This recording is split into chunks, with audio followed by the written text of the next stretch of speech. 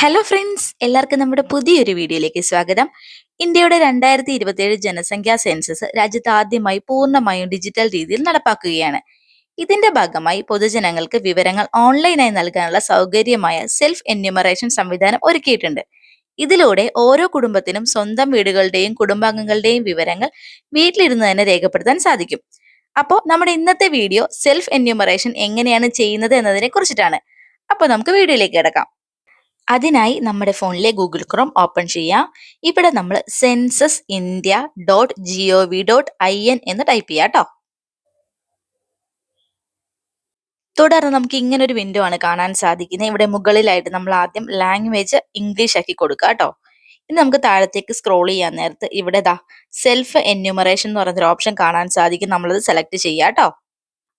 തുടർന്നൊരു popup message വരുന്നതായിരിക്കും. നമ്മളത് okay കൊടുക്കുക. അപ്പൊ നമ്മൾ മറ്റൊരു വെബ്സൈറ്റിലേക്ക് പോകുന്നതായിരിക്കും.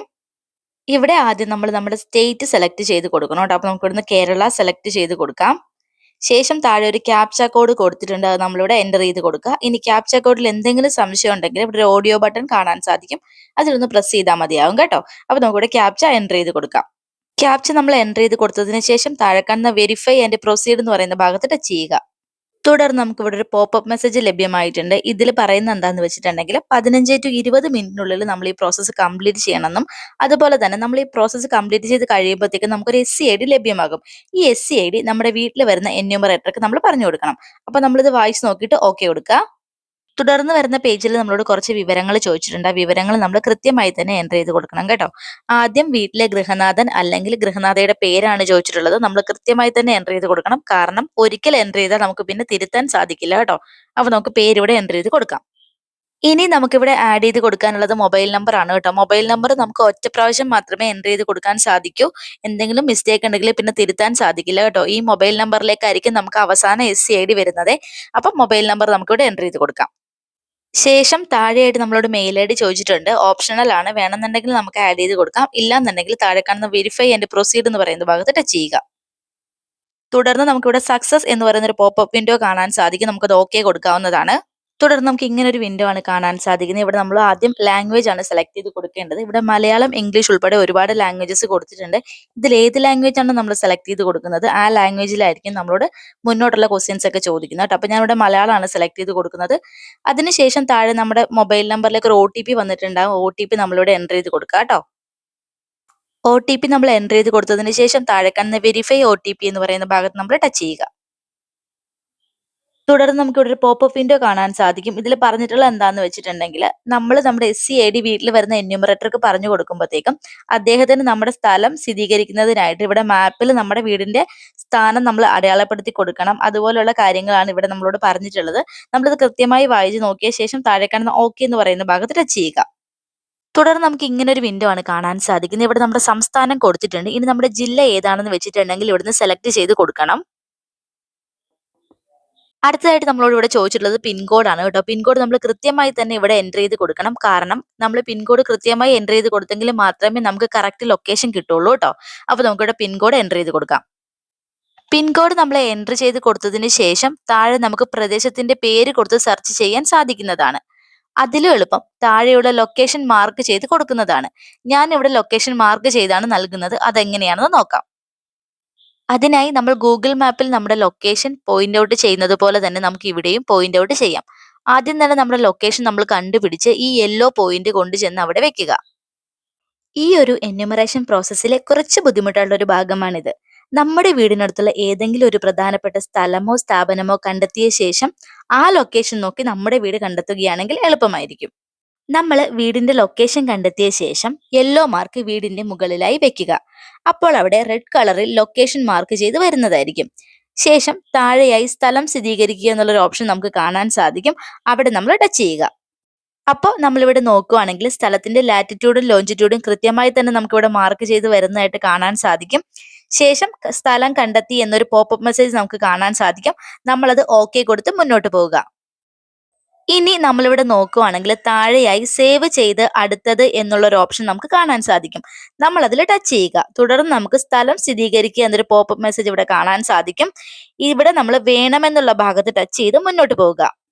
തുടർന്ന് നമുക്ക് ഇങ്ങനെ ഒരു വിൻഡോ ആണ് കാണാൻ സാധിക്കുന്നത്. ഇനി നമ്മളോട് കുറച്ച് ചോദ്യങ്ങളാണ് ചോദിക്കുന്നത് കേട്ടോ. നമ്മൾ താമസിക്കുന്ന വീടുമായിട്ട് ബന്ധപ്പെട്ടിട്ടുള്ള ചോദ്യങ്ങളാണ്. അതിന്റെ ഉത്തരം തൊട്ടടുത്തായിട്ട് തന്നെ കൊടുത്തിട്ടുണ്ട്. നമ്മൾ അതൊന്ന് സെലക്ട് ചെയ്ത് കൊടുത്താൽ മതിയാവും.